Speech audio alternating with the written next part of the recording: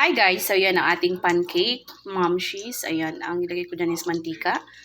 And yan, nilagay ko yung pancake. So guys, kino-cover ko siya, no? Kino-cover ko yung ating pancake para pumaluto sa ibabaw din. Ayan. So, ayan guys. O-cover natin siya guys and check natin later. Pagbabalik ta rin ko na. Ayan. So, eto guys siya, no? Dry na siya sa taas. So, pwede na natin siya guys balik ta rin. This is very fluffy kasi yun nga mayroon siyang itlog. Ayan. Dahan-dahan lang guys. Ayan.